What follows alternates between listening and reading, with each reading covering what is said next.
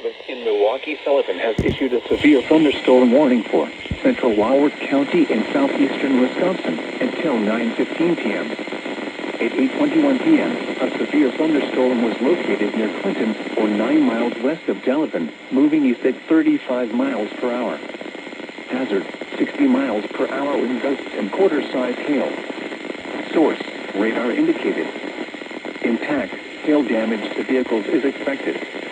Expect wind damage to roof, siding, and trees.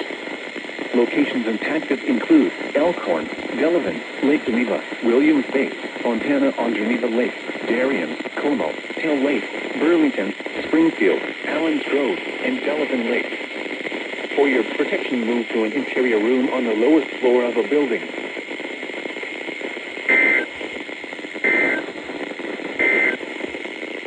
The following is a